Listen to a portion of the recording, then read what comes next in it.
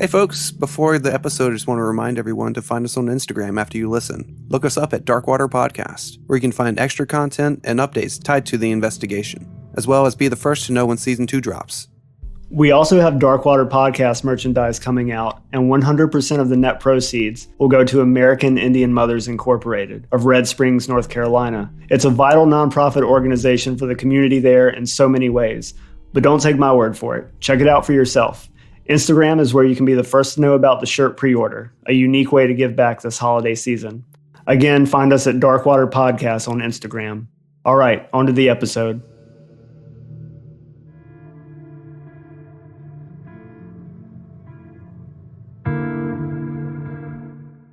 We've got Nick here.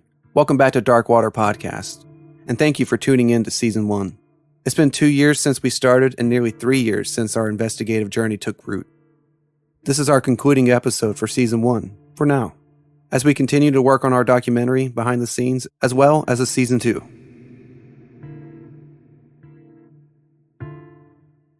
Yeah, it's crazy to think about the journey so far. I remember it was, spring 2018, and I was in Savannah, and we ended up on a phone call, you and I, about the potential for this to be a podcast and or a documentary. And just so everyone out there knows, we really wouldn't be at this point without Nick pushing me in particular, because he was really the only person that saw the worth in this project and pushed me at times where I was beginning to doubt, going through with it. So thank you for that. Hey, thanks for having me on. It's definitely been a journey for sure. And we've definitely learned a lot, not only in these cases, but I think in ourselves and how, we view just life after just learning what we've learned. So I've compiled a list of topics here to move through based on the questions we've received.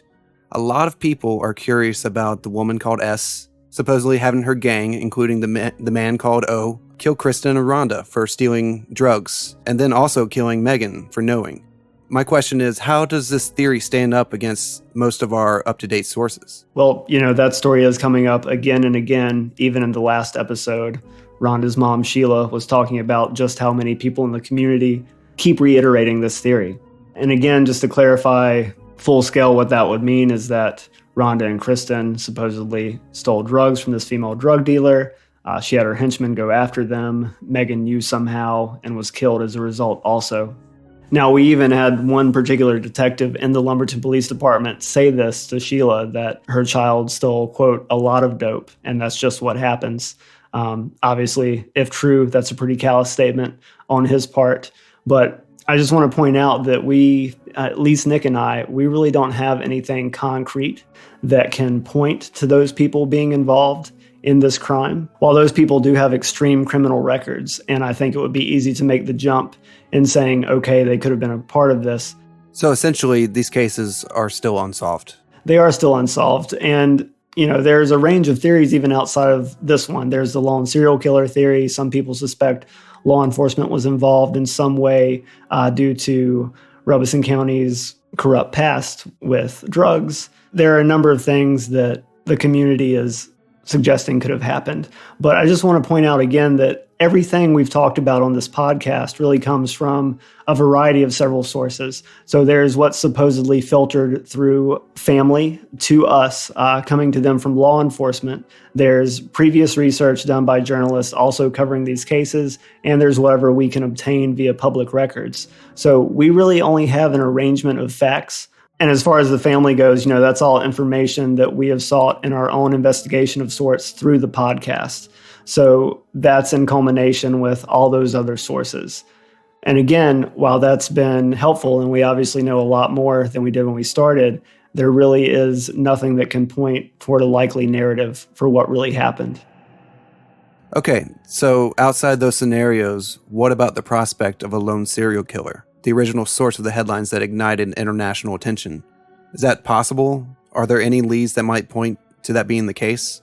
Well, just like the woman called S theory, there is a lot that makes it look like those cases could be tied to a serial killer on paper at least. And perhaps, internally that is a consideration, but law enforcement has a lot of reasons to not say that out loud. There's a stigma behind having a serial killer in your town. They are often not apprehended. And, that becomes this sort of cat and mouse game that's always occurring that also can impact real estate. So they have a lot of motivation to not confirm that, even if that's what they do think internally.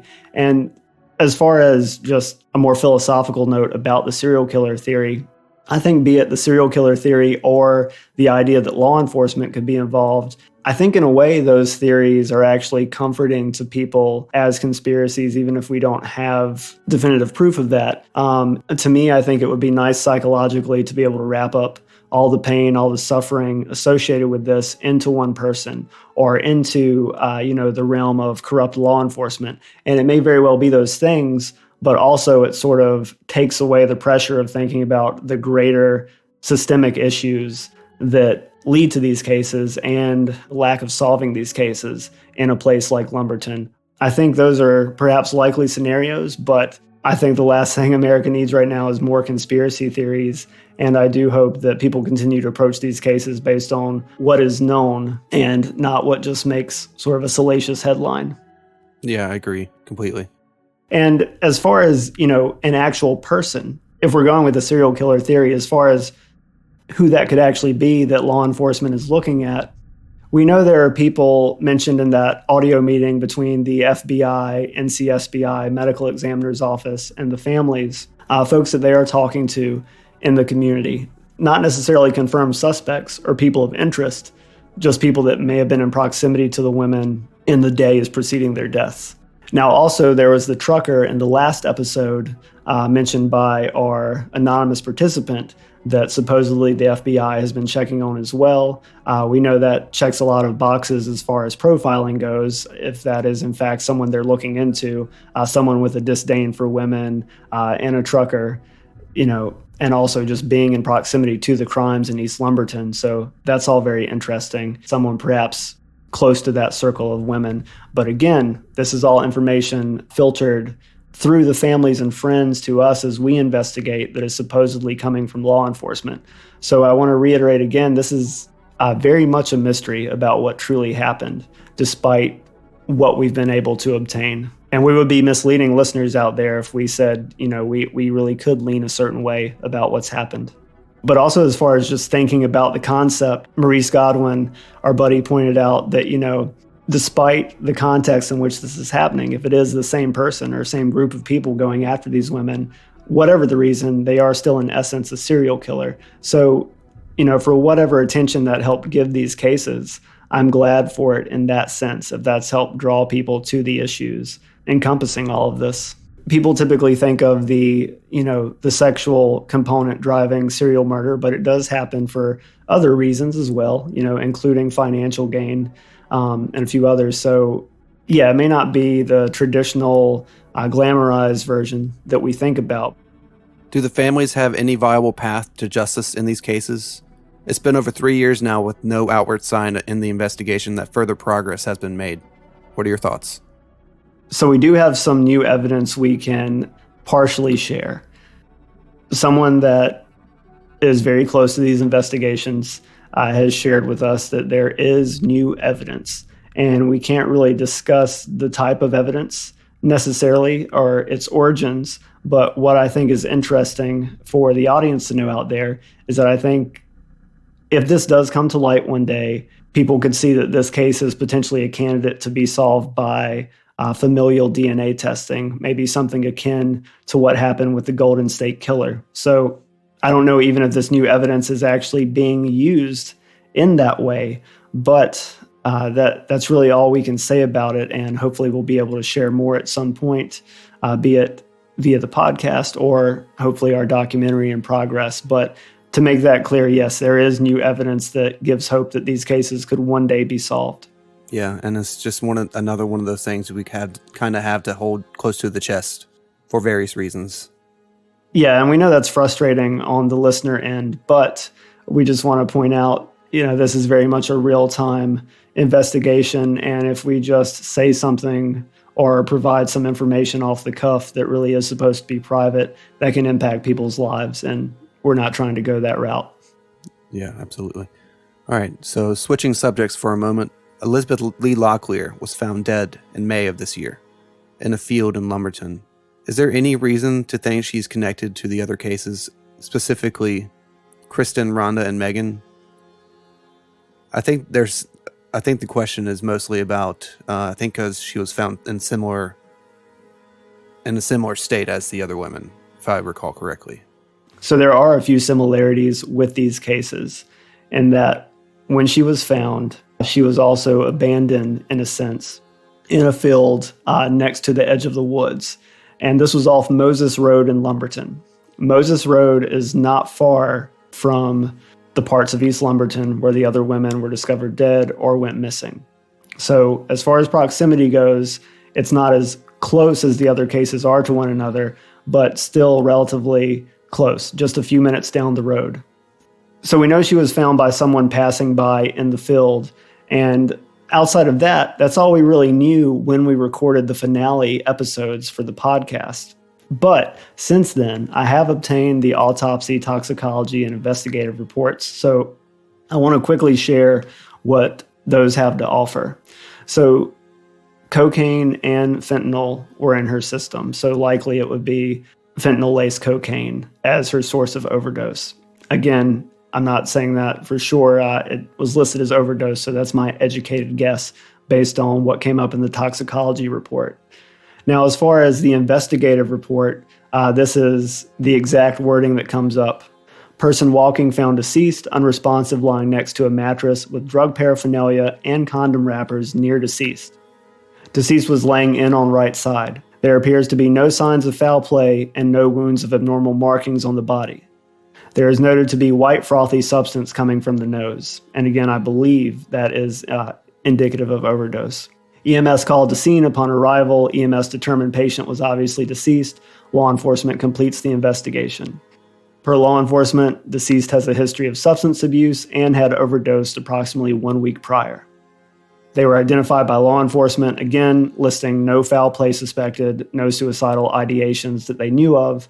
Body was taken to Southeastern Medical Center to be pronounced, then placed in the morgue for autopsy. Now, there is no clear link between this case and the others that we can discern just from reading that. But I do want to point out again, she clearly was on the same substance as all the other women. She was also abandoned in a sense. When they say no signs of foul play, that's interesting to me because someone clearly still left her there, perhaps even took advantage of her in some manner by what the evidence suggests and left her there at the edge of that field. So connected to these cases or not, that's an incredible tragedy. And, I know it's just standard procedure how these items are listed, but the overdose and the way it's discussed in the report really seems to hamper any urge to look into the case further as far as, what led to that overdose, who else was involved. So I really almost see that play out in just this very mundane paperwork. Yeah, and honestly, it'll probably be undetermined like the rest of the women. Exactly, yeah. And now that is one key difference I'll point out. She was found in a much less decomposed state than the others. She was found sooner. So there is that difference. But again, you wonder with the proximity. And I know people out there listening are saying there's no way to know these are linked. A lot of crime happens in Lumberton, absolutely. But, the lack of justice for so many people there is what allows that void to occur in the first place, that people fill with conspiracy theory that, it has to be one killer or this gang or law enforcement, right? And maybe there is some degree of truth in that, or the truth is at some strange place in the middle. We'll see, hopefully one day. But, she is one of many cases that seems to have unanswered questions that just continues to drive that pain that so many experience in this area. Because of these records, it reminded me about something that happened this past summer with Senate Bill 168 in North Carolina, which many people believe would essentially open the door to law enforcement being able to keep any death investigation records from the public. And I just want people to pause for a moment and think about the implications that could have for investigations, accountability, transparency, etc. We wouldn't know a lot of what we do know about things that went wrong with these cases on law enforcement's end without access to these public records. So that's incredibly important. I mean, you think about that, or the 45-day submission period for sexual assault test kits that was instituted after Hania Aguilar was murdered in Lumberton. It was found that the kits for Kristen, Rhonda, and Megan sat on the shelf for 20 months. If you're into true crime, if you care about justice, the policy does matter. So from Senate Bill 168 to the submission for the sexual assault kits, again, there is definitely a relationship between the environments that breed crime, how those crimes are treated, solved or not, and the public policy that allows us to approach those issues. So just want to mention how that really does collide with politics. All right, so there were a few interactions online from listeners that you wanted to mention. So can you tell us about those? Yeah, there were a couple interactions I wanted to mention quickly. I know one you actually brought to me that was about essentially people in Lumberton really having some harsh comments about people there suffering from addiction. And I just wanted to toss it out there that I also know people that have been incredibly traumatized just from people in their families suffering from addiction alone. You know, it affects not only the person that is addicted, but obviously everyone in their life. So I truly do understand the frustration and the tendency to want to make those people in turn suffer for the suffering they have caused. But I want to point out that what do we care about most? Punishing those people for a disease, and that is what it is, or do we want to try to shape public policy that will advocate for a world where less harm is caused by the disease that is addiction? Obviously, that is no easy task, and a lot has to happen there, but there is some hope. You look at Oregon right now with the decriminalization of many substances, and perhaps that'll be a case study for how places can move forward. Not that I think we're going to see that in North Carolina anytime soon, but I just want to mention, you know, there are different philosophies on how to approach this, but I realize that's also hard to contemplate when you're in those communities directly suffering from the public health issue that is addiction, and I think it needs to be treated as such. I completely agree. And also there was an interesting comment from a member of the Lumbee tribe in one of our posts on Instagram about political candidates endorsing the idea of federally recognizing the Lumbee tribe. And this person was essentially saying that, you know, whatever happens with the election, truly Lumbees have been given the short end of the stick throughout history as an indigenous group. So I just wanted to mention, you know, that was prior to the election, and obviously that's been settled now. But regardless of who's in office, they do deserve more than just the talking point of federal recognition. And just so you know, federal recognition means access to healthcare, various community resources, and that's just really scratching the surface of what that means. And they're certainly not great now. That all needs to be improved. But I thought they made a great point about how much more there is to do regardless of just being federally recognized, as far as how all Native Americans, indigenous groups are treated when it comes to those benefits. Yeah, I completely agree. It feels like it was more of a talking point when the candidates started announcing specifically the Lumbee tribe. Absolutely, yeah. And so, yeah, federal recognition would be a great first step, but definitely just a first step towards much more that needs to happen. This question is kind of very relevant now. How has the pandemic affected the investigation? You know, as far as on our end with the podcast, since our last trip to Lumberton, which I can't recall exactly when that was at this point, we've obviously been working remotely, doing some phone interviews, as people have seen in the bonus episodes. But outside of the podcast itself, we know from Rhonda's mom, Sheila, that detectives told her that the investigation was slowed down as a result of the pandemic. And in addition, we also see, you know, the other end of the spectrum with law enforcement, like at the Robeson County Detention Center, an inmate recently died of COVID, even after a lot of procedures were supposedly in place and they were claiming there was none there. It's affecting all aspects of this, just like in general with everyone's life. So just more evidence that how we need a better, more unified response to that, be it working on investigations or on our larger national and global scale, of course. All right. So we've heard this question a lot, and so I'm just going to ask you so you can set the record straight. What are we doing for season 2? First, I want to talk about the difference in endeavors currently that we have going on. There is the documentary for Lumberton, which we're always going to be working on. In some ways, despite the progress we've made, it's still in its beginning stages, but is very much a serious project to us. We're always going to be working on that. And of course, we'll provide any relevant updates in some manner. If we get any, or if something's made public, of course, we'll discuss that. But outside of the documentary, we are planning a season 2. And that's going to be us telling a variety of true crime stories and mysteries that are based in the South, but not just confined to the Carolinas. I think we're going to stretch outside of those boundaries a little bit. And we know folks on Instagram sent us a lot of great candidates for cases. Some of those we will be covering, but we're going to keep that all under wraps for now. So we really want season 2 to be a variety of true crime cases and not just be isolated to this very live, real-time investigation of Lumberton, which taught us a lot, but was really challenging to do. So we want to work on a season 2 that, again, gets outside of Lumberton and sort of follows various waterways, sticking to our namesake, where we can trace interesting cases and mysteries along those systems of water. So that's sort of what we're going to follow moving into season 2. But as far as the cases go themselves, you'll have to see what happens when we get there. I will say what we're planning on covering first is probably the number one case people have discussed with us outside of Lumberton. So we felt we owed it to listeners to begin with what seems to interest them most, and then maybe offer you a variety of cases that you haven't heard about before. Maybe some of you have. I'm very excited, and just keep a lookout for that. We'll be announcing that soon.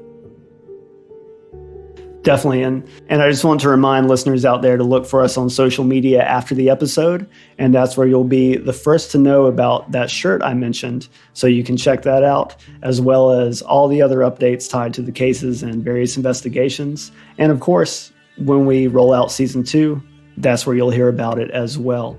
But otherwise, I just wanted to say that I know this is a crazy time in general right now for the world. So I hope all of our listeners out there and your families are doing well, genuinely. And we look forward to being back with you as soon as we can. And you can always reach out to us even after season 1 comes to a formal close for the time being, via social media, via email, via our Darkwater hotline. Thank you very much, and we'll see you in 2021.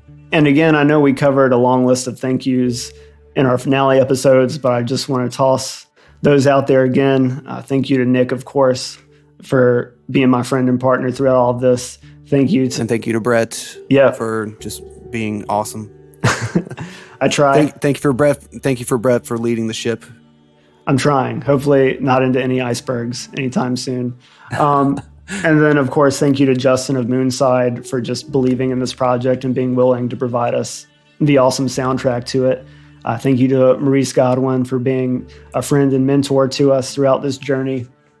Thank you to some buddies that helped me out as far as doing reading parts for some of the bonus episodes, and one in particular that actually went as far as to shadow bodyguard. Nick and I's investigation. Yeah, bodyguard. Yeah, he was our bodyguard. Yeah. First interview, he was our bodyguard. Yeah, he was our bodyguard, just chilling outside the hotel, making sure that no one was trying to roll on us as we looked into these murders. So there's a variety of people to thank, and we of course have before, but I just wanted to thank them again from the bottom of our hearts, because none of this would have come together in the way it did if not for everyone involved, not just Nick and I.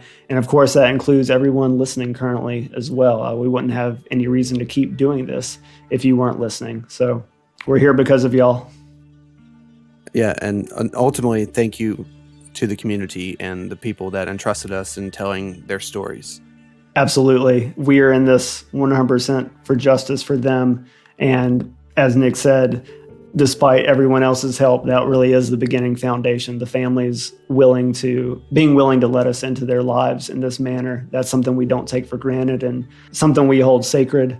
And we want to do a good job with the information we do receive as this moves forward. And hopefully, speaking of information, we'll have more to share with you as the documentary does take shape. And again, just follow us on social media to see what's happening with that, as well as season 2. All right. Talk to y'all soon. Later. Thank you very much.